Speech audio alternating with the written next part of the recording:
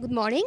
For those who don't know how you analyze polls, what is your technique? Can you give us a brief explanation of your method? For sure. So for our election forecast, we rely on polls. In the United States, fortunately, polls are quite reliable, especially at the state level, where you have a lot more granularity. People in Ohio might vote differently from people in Virginia or whatever. But taking an average of the polls, we put more weight on polls that have been more reliable in the past. So it's not really all that complicated. Just a fancy way of taking an average and considering that we in the U.S. have an electoral college, so it's state by state, are more important than the national polls. Let's talk about USA politics. After 2012, you highlighted democratic strengths in the Bay Area. You wrote, the reason is that Democrat strengths in the region is hard to separate out from the growth of its core industry, information technology. So how do you think technology is affecting politics in America, and what's next for political campaigns in this area? Well, I think in some ways technology is making the country more divided, or at least making it easier for people to divide themselves. So that article about how the Bay Area, California, has become more and more liberal and democratic over time. Conversely, rural agricultural areas in the country, the middle of the United States, the Midwest, has become more and more conservative over time. So you see more of a split on the basis of industry and geography, and more partisanship as a result. So what's technology do? Well, it gives people more access to information, which ought to be good, and is good and is useful, but a lot of political partisans tend to react by only reading the news they want to hear. So a Republican might only read Fox News and listen to Rush Limbaugh. A Democrat might only watch MSNBC and read the New York Times or whatever. And as a result of that, people are sometimes not getting the whole story. They're getting a biased take instead. Believe me, not all those outlets are biased. I think Fox News, for example, has a lot more problems than the New York Times. But if people are relying on only partisan news sources, then they have the potential to lose touch from reality. And do you think that this sort of balkanization is going to continue, or do you think another, like a reverse of this process, or something disrupting the situation? In the short term, you'd think it would continue. It's been a pretty consistent trend for the past 15 or 20 years or so. In the medium to long term, it's harder to say.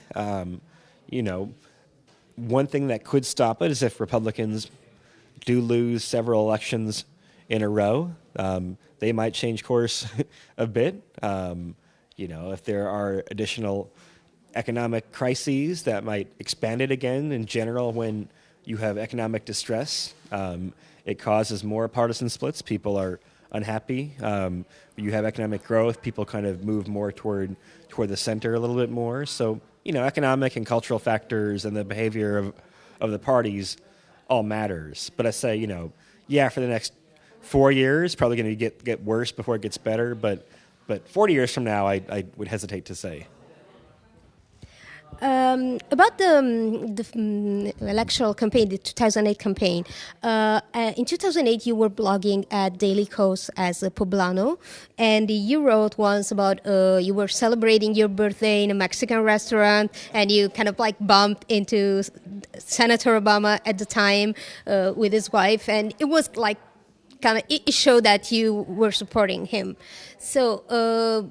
Is it like a kind of bias that may affect the work of a pollster or of an analyst? But in the specific, but also more in general, how do you keep your rooting, but also your belief in a candidate, in the potential, in the things that he can do, from affecting your assessment and your judgment?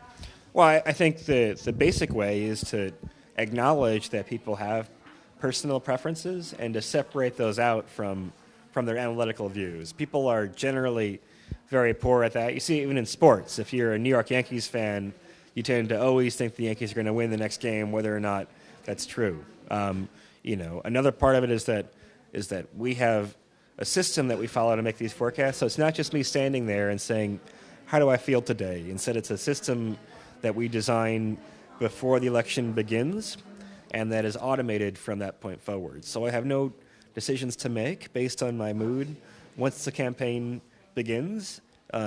It's a model that doesn't know what a Democrat is and a Republican is. It says, here's the incumbent party and the challenging party. Sometimes it's a Democrat, sometimes it's Republican, sometimes not. So, I'd say in lots of walks of life, being aware that we all are, by definition, subjective and biased is why you have to think more carefully about when you design a system or a method and not go by gut instinct. People go by gut instinct, well, the story always has a happy ending, always confirms their biases for the most part. So instead you have to be more systematic and careful and skeptical of yourself, but also of the news you hear instead. And have you ever felt any pushback from Camp Hillary in retrospect? From the Hillary Clinton campaign? Not too much, but I would say I dislike political operatives in general, right? So if some person on the Romney campaign or the Clinton campaign or the Obama campaign is unhappy, then I don't really give a shit, right? I don't think what they do is a particularly great way to earn a living if they're engaged in the business of trying to confuse and manipulate the public. And so I don't care if I piss campaigns off. I don't rely on them for anything in my models, really, or in my reporting and my journalism. By comparison, a lot of journalists play nice with campaign operatives because they're reporting inside information. I prefer to rely instead on publicly available data, in part because I don't then have to have a transactional or any type of relationship with people that work for campaigns. So you don't seem to like the insiderism of journalists covering campaigns? Yeah, it's very cliquish and gossipy, and people think of it as kind of an elevated type of gossip, but it's still, I forget who said this, but like 90% of all news is gossip, basically, right? It's like who did what to whom, and there's a staffing fight in the Obama White House, or not much of his actual news value. So I think if we avoid that 90%, so if you look, for example, at the people who read 538, our demographics are different than typical political audiences, where our audience is a lot younger. It's very tech savvy. It's very highly educated. So these are people who look like the people who just want to kind of get the gist of things and say, okay, I want to know who's going to win the election, what's basically going on. I don't want to read all the gossip, though, to get there. Just give me the data, give me the takeaway. So it's a different group than if you're marketing to people who are politics junkies, political fans who like the ins and outs and the gossip of everyday business. Okay. Oh, by the way, in that blog post at a Daily Kos, you wrote that you took that as a good omen, the fact that you met Obama on the day. But first of all, do you of all people believe in omens? No, just kidding. Well, yeah. But so let's jump to the Italian politics. Don't worry. So the five-star movement was a true surprise of last election here in Italy. They got about 25% of the votes. It was the first time they were running on a national scale. They've been running on some regional election, but never on an electional scale. They were a movement that didn't have ties with other political parties. They didn't have a candidate as prime minister, because Grillo is a leader, but he cannot be a candidate. And most of the people were at the first experience in running for office. So, the political system in the U.S. is pretty different, but we are used to make prediction on incumbents, underdogs. So what happens when we have to think about a candidate or a party that has never run before, has nothing to do with other political parties, at least apparently, and in this case, all the pollsters had underestimated the result, which was huge, but it was also like the first time. So even for like working with numbers and other factors, it wasn't easy. So how would you have worked in this situation? Well, let me say, in the U.S. context where you have a stable two-party system, it makes my job a lot easier. It might not be good for America to have only two viable parties, but when people have only a binary choice, red or blue, Democrat, Republican, then it makes it easier. Conversely, you look at parliamentary systems where you have multiple parties. You look at primary elections in the U.S. where, it isn't always just Hillary and Obama. It's often you might have 5 or 6 candidates. Much more instability, much more room for surprise. So in those cases, I often tell people that, hey, actually, there's a lot of uncertainty here. Just based on the results empirically, the polls have not always been as strong in parliamentary systems. There are some exceptions. German polls have tended to be fairly accurate. I think Australia polls have been pretty good for the most part. But in a place like Italy, where you've now had several years of very difficult economic circumstances, people are looking for alternatives. They've tried a lot of alternatives and not seen satisfactory performance. So yeah, when you have a more open, fluid system, dissatisfaction is going to manifest itself maybe in new parties creeping up on all sides of the spectrum. In the United Kingdom now you have the rise of UKIP, very, very right-wing party. Maybe in other cultures you have left-wing parties cropping up, but people are anti-incumbent when the economy is poor, when life circumstances are not improving for most people, and when you have multiple parties instead of two, and when the barriers to entry are lower. By the way, one reason why in the U.S., among many reasons you have a stable two-party system, is because it's very expensive to run campaigns. So unless you have some type of billionaire like Bloomberg or whatever to fund a third-party campaign, then they can't get on TV, they won't get on debates, so it's very hard for them to get kind of into people's homes. But less true when you have more regulations on campaign finance, or when the campaign season is shorter, as it is in many parliamentary systems where less expensive to run a campaign. So there are a lot of structural factors that make a difference here. Okay, so let's go to the Berlusconi factor, as I would call it. I'm not asking about political issues, but in several elections now, Italian polls ended up underestimating the voter turnout in favor of former Prime Minister Berlusconi. A reason that is commonly mentioned for that is that people won't admit that they're going to vote for him, given the fact that he's a highly controversial figure. So first of all, have you ever worked with such a factor in your prediction, and how would you, in both cases, how would you consider, if you had to predict the results of a national election, how much would you account for this kind of factor? Well, sometimes candidates who are seen as populists can have a little bit of that issue. Rick Santorum was a candidate in the primaries last year in the U.S., very conservative, not politically correct, and he tended to do better among Republicans than his polls suggested. But there can be two reasons for this. One is that people can be dishonest with pollsters. The other is that pollsters might not be talking to the right people exactly. In America now, if you take a poll, then you're much more likely to get older people on the phone than younger people, more likely white people than minorities, more likely women than men. So people try and apply demographic weighting schemes to counteract that. But in other countries, you might have different biases that are built in. I would say one thing, though, that makes polling analysis easier in the U.S. context is that Americans are quite forthcoming for the most part, and they don't consider it that strange if a stranger calls you on the phone and says, who you're going to vote for. They tend to be fairly candid. The other countries I mentioned where election polls have a good history.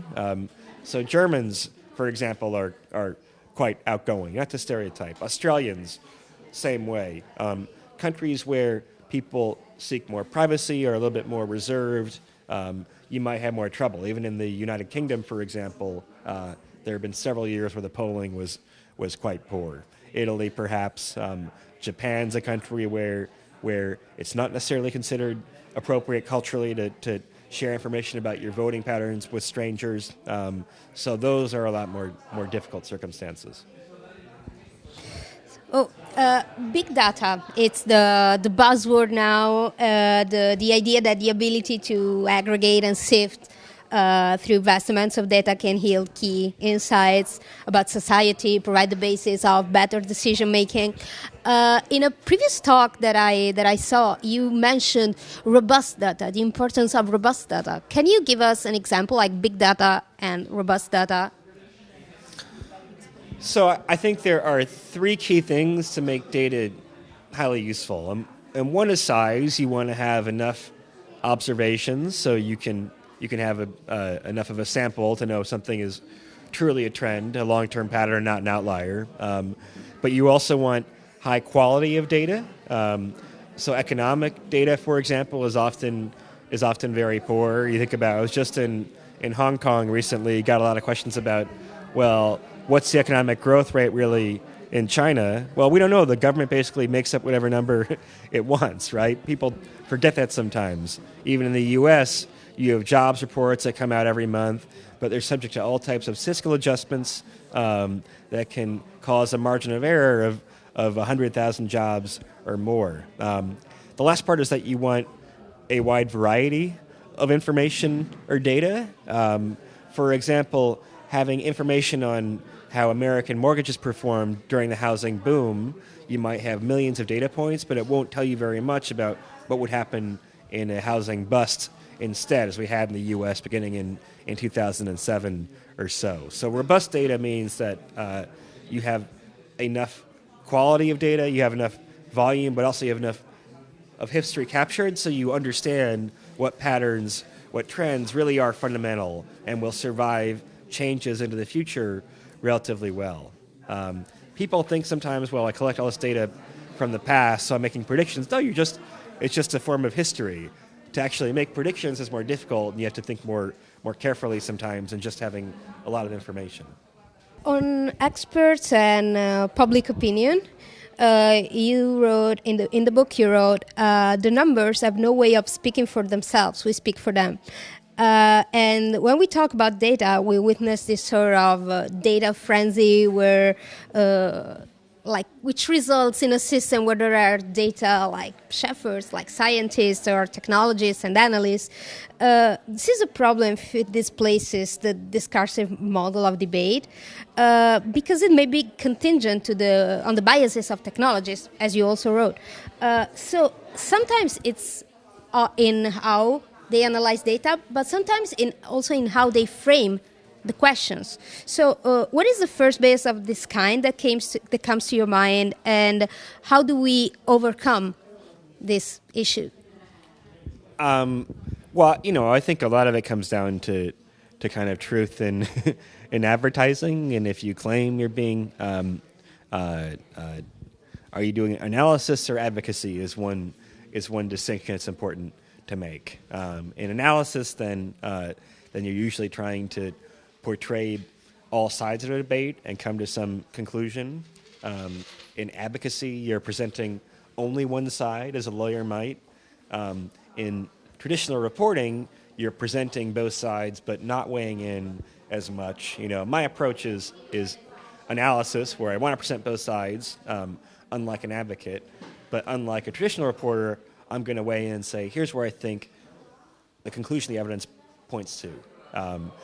And you can build that expectation with the reader ahead of time on my site, and that makes it easier. At the same time, I think it's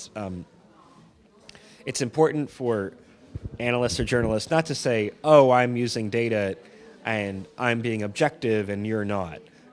Actually, all our points of view are subjective. The facts are objective, but our interpretation of them is subjective. So what becomes very important, therefore, is accountability. Do you say things that can be verified? That's why I try and rely more on public information than inside information. Another very important way, maybe the best way of all to be accountable, is to make predictions. To say, here is the way I think reality is through the methods I've designed, and we're going to test it because they're going to have an election or a vote coming up or a baseball season or something else, and so I'm willing to actually take a test of how well my subjective point of view matches up to reality. I think journalists, or for that matter academics, who resist making predictions are afraid of what might occur if they were to subject themselves to the same standard. And when we, your book is titled The Signal and the Noise. So it happens when people make prediction in politics to mistake the noise for a signal. So when this happens, first of all, can you give us an example of this issue? And when it happens, how can we fight against this understanding? Well, I mean, I think an example is where you had a number of prominent Republicans claiming on Election Day last year that Romney would win not just one state, but in a landslide. And what they were doing is, you might have had 40 polls in every state. They would pick the one poll that was best for Romney in each state and kind of base their forecasts based on that. So it's not hard to find examples. So how do you combat it? I mean, first of all, I think the thing I said before about making a clear distinction between analysis and advocacy and reporting and what each of those things are. A lot of political analysts that are put on TV on Fox News, or probably on some of the liberal networks as well, are really being advocates. They're presenting a one-sided view. They're trying to rally morale. Well, I guess that's okay. I have no need for it myself, but it's completely boring, I think, at the same time, and it shouldn't be mistaken for an attempt to actually analyze the data. It's just spin instead. I also think that it's partly a moral issue, where I think that, people like Karl Rove are quite immoral, for instance, or any type of political hack who is in the business of manipulating reality, and we should speak more confidently about the morality of science and be more assertive about saying that, no, that empiricism and truth-seeking are virtues that we ought to respect more as a society, and we should be intolerant of people who are manipulating the facts for the sake of winning an election. I particularly like this quote from the book. It says, economists understand a lot about rationality, which means they also understand a lot about how our incentives work. If they're making biased forecasts, perhaps this is a sign that they don't have much incentive to make good ones. So what are the incentives of a public intellectual today?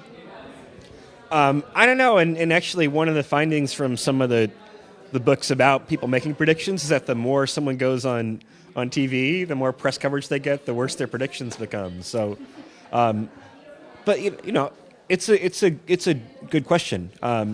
As you become better known, then your economic incentives become more risk averse in some ways. You're established, so you don't want to put yourself out there as much. I try not to succumb to that, but on the other hand, I've always been, I think, fairly cautious in the way I analyze elections and analyze other things. People sometimes, because they're so used to hearing stuff that is way off on election coverage, they're used to hearing, well, there are 10 polls showing Obama ahead, one poll showing Romney ahead, so it's too close to call, right? That what seems like a very rash forecast, I think it's actually being quite careful in the way I analyze the data. But I don't know. It does. I've found more and more for myself, it's kind of harder to find things to say, really, right? Where and part of the lesson of the book is that actually it's very hard to make predictions. Actually, we should be very humble. So I don't know. I'm more thinking now that I don't necessarily want to weigh in on every day-to-day affair. It's more kind of finding areas where the status quo is getting something wrong, or where we can find ways to add more value with a model or a system of some kind. Even within politics, for instance, I'm not claiming that every political trend can be predicted well, or every political trend benefits from building a statistical model. In politics, I'm focused on elections in particular. And elections, we can add a lot of value. I probably can't add a lot of value by trying to explain the civil war in Syria, for instance. So it's more a matter of picking your battles about where can we become more knowledgeable, where are there biases in the status quo against the use of data and statistics, and not trying to avoid becoming a pundit who goes on TV too much and weighs in on things that he knows absolutely nothing about.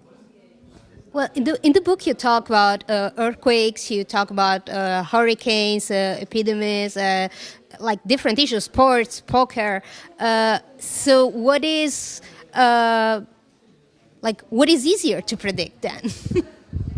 I think things where, and I should say, kind of in context of the last answer for this book, it's not me going out and trying to predict earthquakes. It's me talking to seismologists. So that's why the book took 3.5 years. That does involve a lot of reporting, but then interpreting that reporting. But probably the fields where you've seen the most progress made in predictions are in sports, number one, and in weather forecasting, actually, where people think of the meteorologists as being very poor, but they're quite accurate now, both for day-to-day weather and for major storms like the hurricanes we have in the eastern United States.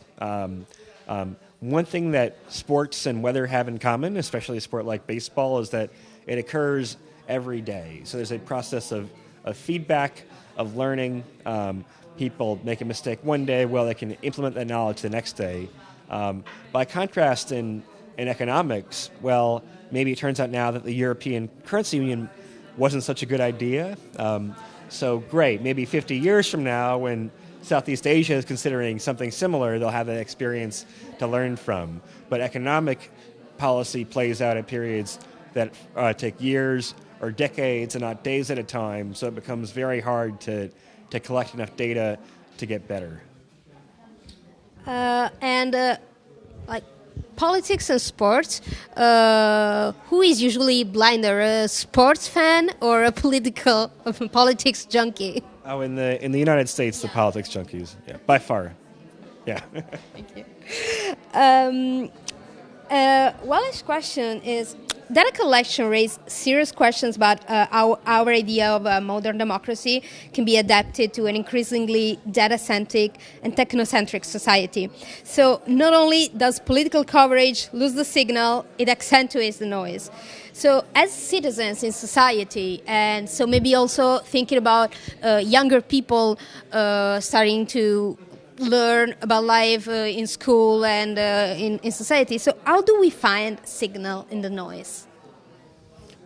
I think a lot of it involves learning. Let me say one thing. I think one thing is that it's hard work, right? People who are looking for shortcuts can go and read just one news outlet, and maybe it's accurate, maybe it won't be. But if you're kind of trying to find, my view is that